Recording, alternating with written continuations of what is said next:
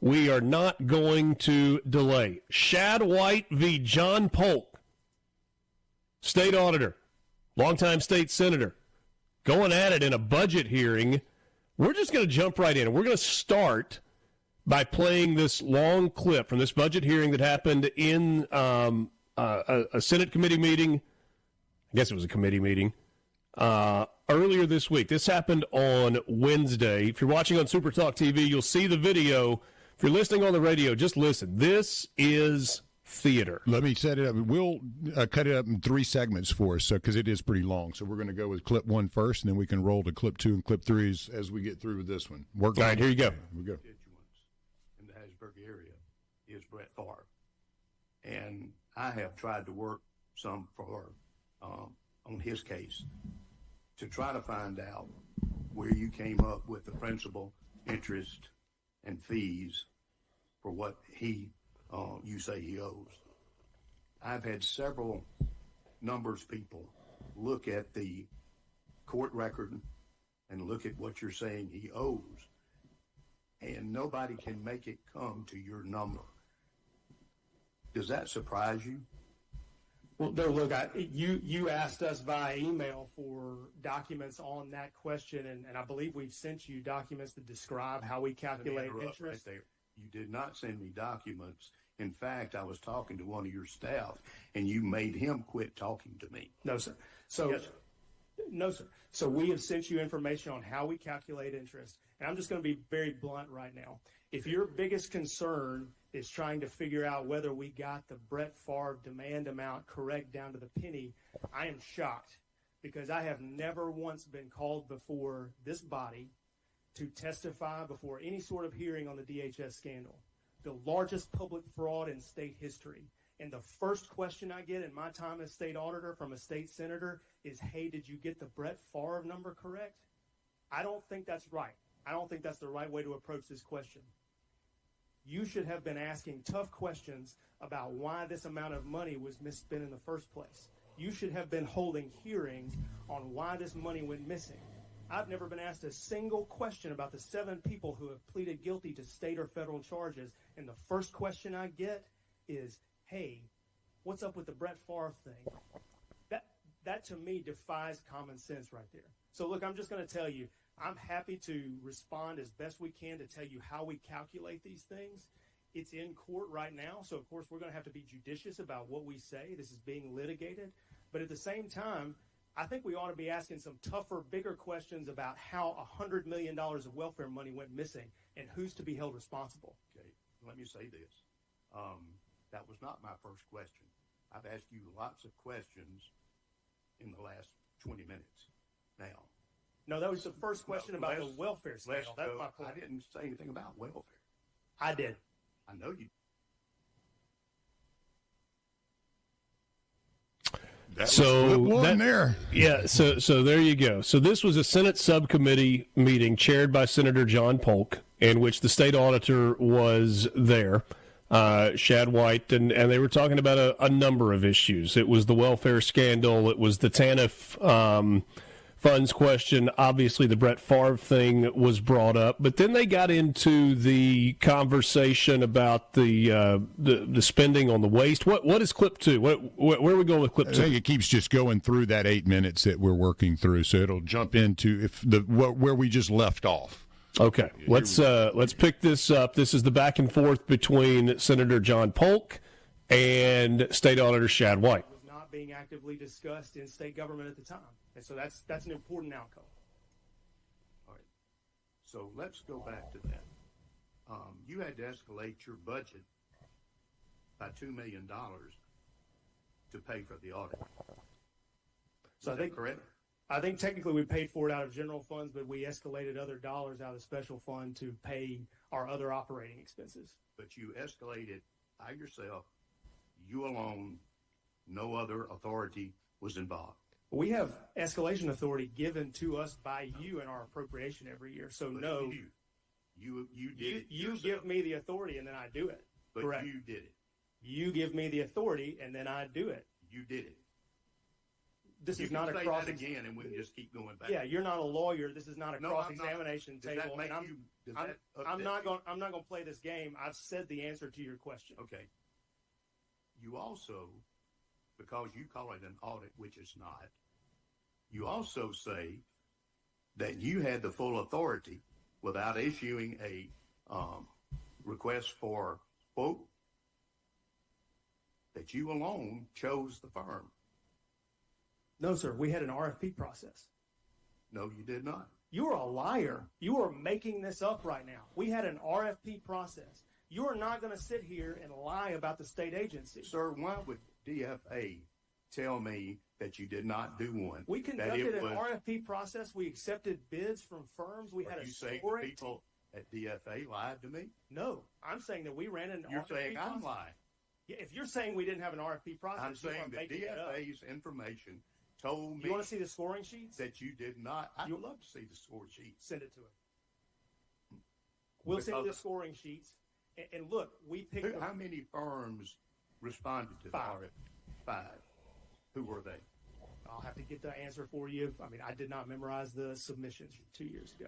But the name of the firm you chose is Boston Consulting Group. Yep, The word consulting is in their name. correct.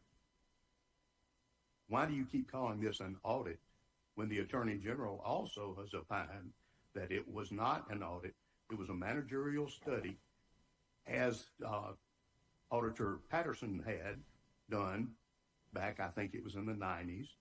Why did you use subterfuge to call it something that it You're was not going to say I use subterfuge. We did an open RFP process. We selected a firm that was talented at this specific line of work. They do this all over the country. And look, audits are designed to look for fraud, waste, and abuse. This was an audit that looked for waste, period. And if you think that this is the first time that this has happened in the history of the state auditor's office, I can point you to this list right here, which is a list of 400 other studies that have been done over the course of the last 30 years by state auditors looking for things other than financial compliance and other than legal compliance. They're looking for operational effectiveness and waste. 400 other studies. And now all of a sudden, because we do a big one of these, we do a big study looking for waste, the first question that I get from you is, hey, can you do this? Shouldn't we be concerned primarily about why there's so much waste in state government? If you'd bothered to look at any of the other studies from the auditor's office, you would know that this is pretty routine for the auditor's office to do. And your question about the AG's office, look, I don't understand what the AG's office was trying to do by saying that, you know, all these other auditors had done things correctly, but now when Shad White does it, looks for waste. That's not correct. I'll just say this. I disagree with her finding. I disagree with her opinion. It's not the first time I've disagreed with her. She sued me last year to try to stop me from getting money back in the welfare fraud case.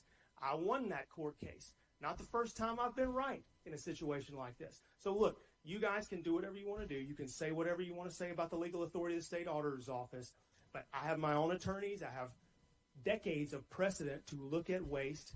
And we did what we're supposed to do, which is to find waste in state government. Shouldn't the concern be around why this waste exists? Shouldn't we be having a conversation about how to cut the waste? Shouldn't we be having a conversation about why the state pays more money than the state of Florida to insure buildings? Instead, you get mad at me for finding waste. I've never seen anything like it. It's a good political point there. That you'll be It's able not a to have political on the point, 6 it's a p.m. substantive point. No. And I'm not on CNN right Would now. you I'm please defending let my me budget speak? and agency. Would you let me Finish, speak? sir. Thank you. When you chose the firm, Boston Consulting Group, did it dawn on you that they're one of the largest DEI? What are you laughing about? Nothing. Finish your question. I'm not interrupting. Okay. And that you chose them, although you are on our IHL every day about DEI. Does that seem a little bit incongruent? No, I don't think it does. And to be honest with you, I'd love it if they got rid of their DEI policies, but they were the most talented firm that came in with the best price. So if I have to choose between dealing with a firm who has some side policies that I don't like, or paying for a more expensive, less talented firm, well, I'm going to go with the firm that unfortunately has some policies that I don't like. The firm, you have a list of audit firms that you keep up yearly. Correct. This firm that you asked to do, as you call it, an audit, I call a consult, is not on that list. Why didn't you use one of the firms on the list if it was an audit? Well, look, the RFP itself, which again we conducted, the RFP itself was open to any of those firms to reply. But that list that you're talking about, that is a list that we keep of firms that have the ability to do a pure financial audit on the books of a county or school district.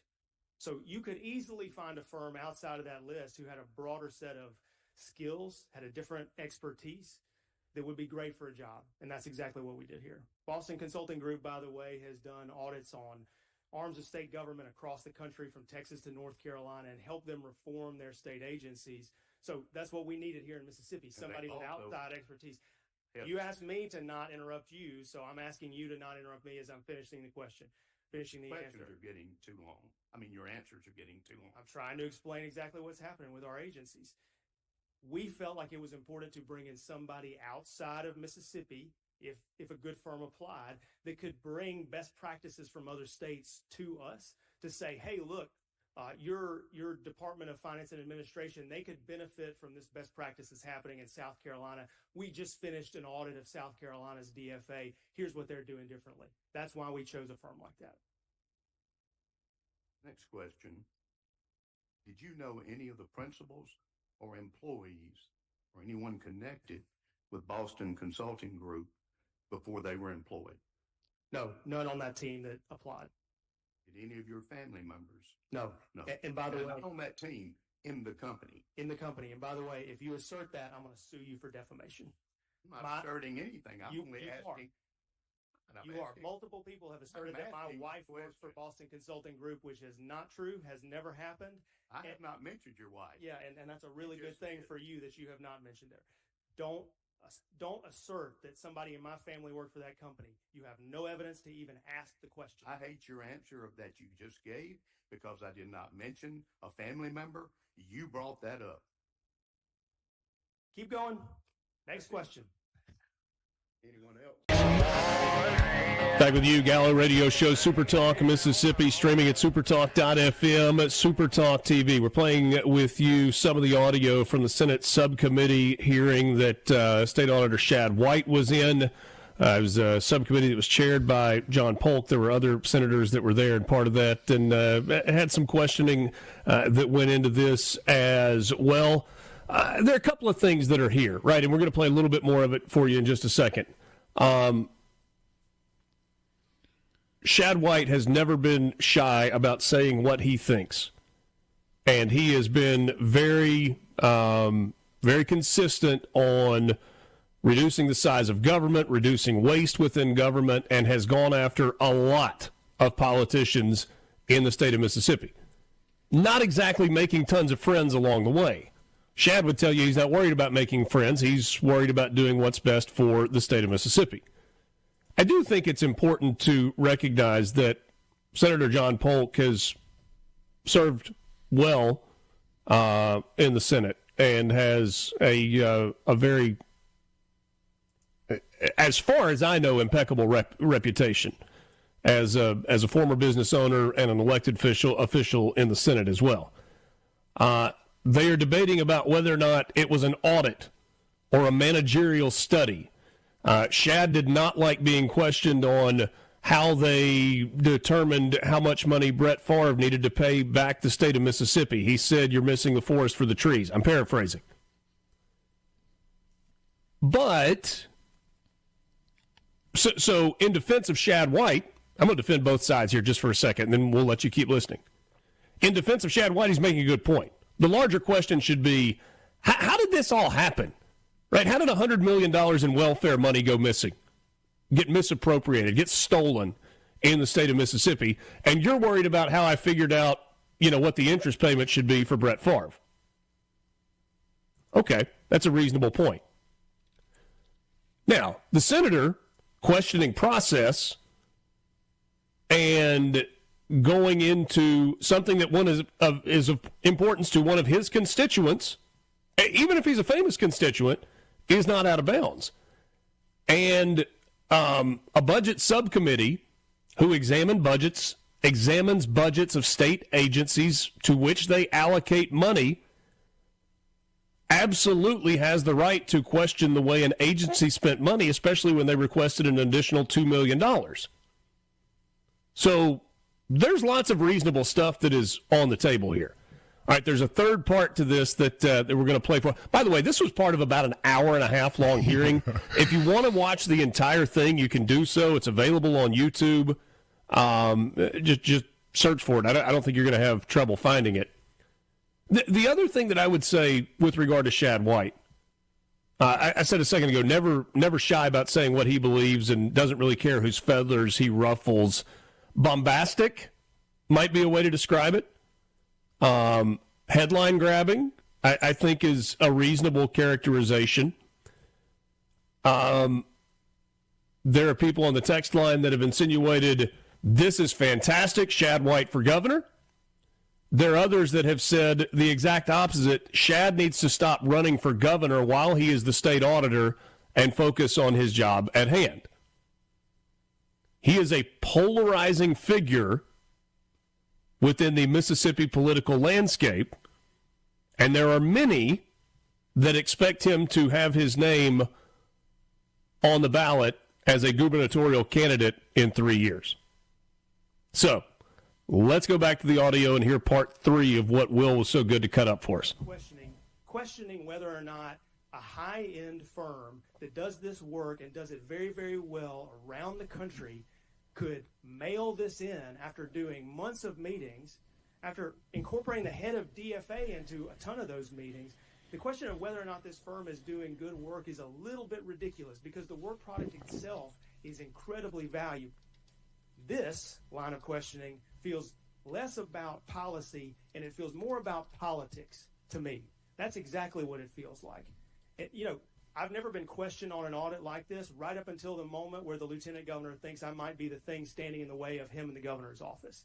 That's what I think is underpinning all of this. So you're free to ask your questions. I'm going to answer the questions to the best of my ability. But let's be clear about something. We ought to be talking about how to reform these state agencies instead of this, whether or not somebody used ChatGPT at 5 p.m. That's what we ought to be talking about. My only duty here is to make sure that we budget you the correct amount of money for your agency in the correct amount, and going back and looking at what you have done, how you have spent the money, how, as according to the Attorney General, you did not read the law correctly and was not applied correctly, is my job. And the way that you will get your funds comes through the Appropriations Committee. So that's my only thing here, is to make sure that the citizens of Mississippi and the taxpayers of Mississippi get their money's worth from you or anyone else in state government. And I'll be honest with you, you're calling me a liar previously was so uncalled for. Well, it's because you lied. You're interrupting again. I did not lie. I gave you the question that came from the best information I had. You said directly you did not do an RFP process. Not here to be grammarian, but that's a declarative sentence. We did an RFP process. Does anyone else have any questions? Any senator here that's maybe not part of this subcommittee like to ask questions? And Glenda? Thank you, Mr. Chairman. And being new on this committee, I didn't know there was so much excitement on it, and I appreciate this. Is usually the way it goes.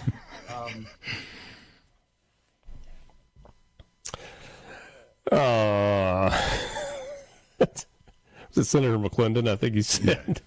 And then there was some more commentary in there too. That was some pretty good stuff. Yeah, and Daniel Sparks, Senator Daniel Sparks, asked some questions in this that were interesting, and I think we'll have some time.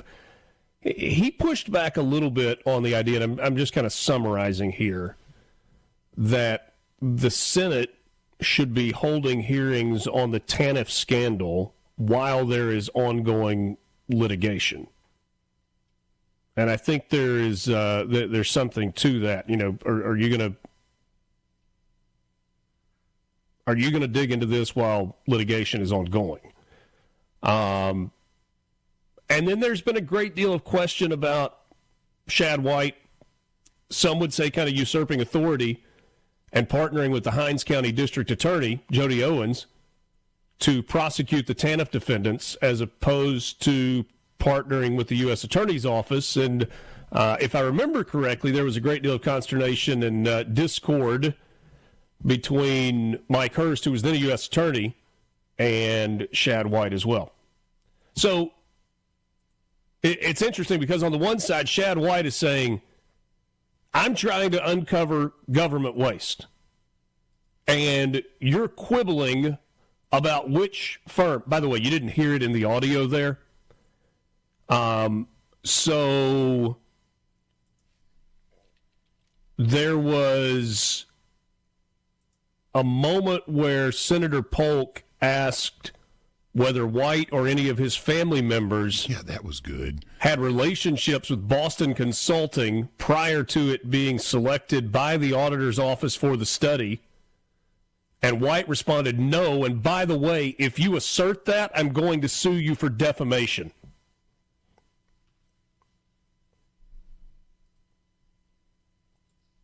Told you to get your popcorn. So again, going back just for a second, you've got Shad White who's saying, look, you're off in the weeds. I've uncovered $335 million of waste in Mississippi government that can save taxpayers money, and you're worried about the $2 million that it cost us to do this study and whether it was a study or audit. I mean, I guess the wording matters, right? If it's an audit, it's okay for the state auditor's office to order it. If it's a managerial study, then can't do that without prior approval, I think is the delineation there. And just for clarification, consulting firms do audits all the time. Right? KPMG is a consulting firm. They do audits. Deloitte is an accounting firm. They do audits and they do consulting. Boston Consulting has consulting in their name. They do audits. They do accounting work. All of those big national firms, they do all of them. So kind of getting off in the weeds about what the name of the firm is probably is a waste of time. The flip side of this, though, is exactly what Senator Polk said a second ago. And that is, my job is to approve the budget for state agencies. And you spent $2 million more than was in your budget. Did that come from special funds? And he goes, no, we paid for that from general operating, but we used special funds to pay for other things. So it was kind of like, moving the shells around to pay for everything. And John Polk's insinuation that his job is to make sure that not just the state auditor's office, but every state agency is properly using the funds that they have been allocated, which ultimately is money from taxpayers in Mississippi, is also relevant. We're back after this. We're going to have so much more conversation about this interaction between Shad White, John Polk, the Senate subcommittee for the budget meeting that they were having there. Not going to have time to do a whole lot more, but I do want to read a few of your messages as we wrap this up this morning. We'll come back to it Monday, Tuesday, whenever. Here's some of it. All I can say is, wow to that confrontation. Shad White gets my vote for president. I wish he would run for either governor or president. I love him. This is Randy in, I think that's supposed to be Batesville. It says baseball. Isabella Mariscalco says, man, this is great. David Ripley, the governor's race has begun.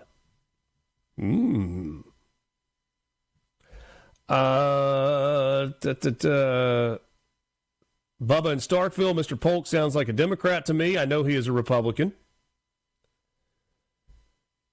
Go get him, Shad. That's from Sean in Clinton. He says, love it. Somebody says, why did they make it sound like Favre himself was taking the money from welfare? Is there proof that he was told in advance what the money he's being paid came from? I hate the narrative that he knowingly stole from welfare.